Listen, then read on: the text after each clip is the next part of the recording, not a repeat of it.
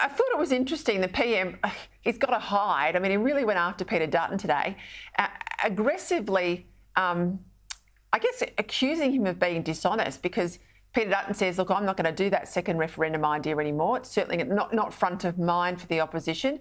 He said here on the show last night, I've listened to what Australians have had to say. That couldn't be clearer. How do you think this is going to play out for Peter Dutton if he doesn't have a second referendum?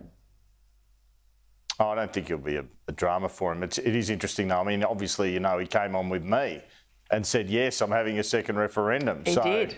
That's where he got in a bit of a, interesting situation. I mean, in a way, it gave people who were wavering an even bigger reason to vote no, because they thought, we can still get constitutional recognition. But on the other hand, I can see what he's saying. In the face of that result, it's pretty hard to push the idea again for some years.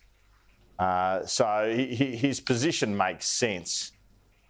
But I guess it's convenient. I mean, what would the Prime Minister have if he didn't have that as a comeback today? He's lucky he's got that. You know a fair bit about campaigns. We're all going through the entrails of what went right and what went wrong with the various campaigns. Yes, 23, they boasted about their first-class strategy team, and they certainly had some big names that I know in political terms. Absolutely lots of Labor and the Greens, you'd expect that. But they had some really high-profile Liberals as well. I reckon it was one of the worst campaigns I've ever seen.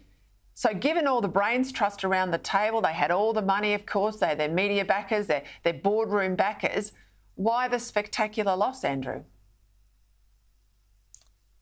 Well, you can't sell an idea that the public aren't interested in, but I tend to agree with you. It obviously wasn't an effective campaign. I mean, I doubt many people know who Dean Parkin is, but everyone knows who Jacinta Price is. So doesn't that speak for itself?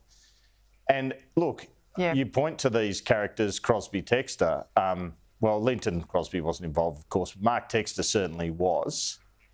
And you do have intimate knowledge, having worked with them over the years. Let's face it, maybe Textor's strategies are out of date.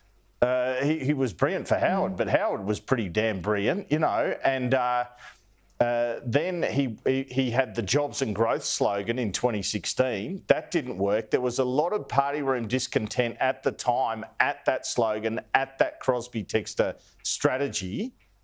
And where has their success been since? OK, they had a good result in 2019, but plenty of people could have beaten Bill Shorten and his policies, I reckon. So I think it does perhaps make it more of a myth that Mark Textor and his techniques were this absolutely brilliant thing which had helped Howard and the like. There's no doubt Mark Textor's done some great campaign work, but on this occasion he's got aware that he didn't do very well. It's as simple as that. And a lot of people in this parliament would say the same of the 2016 campaign. So he's been in the game a long time. I imagine he's hurting over this loss, that's for sure, because they didn't get within a bull's roar, did they? I mean, they're going to be under 40%. No. It's the worst possible result they could have imagined. All right, I'll leave it there. Andrew Clennell, thank you as always.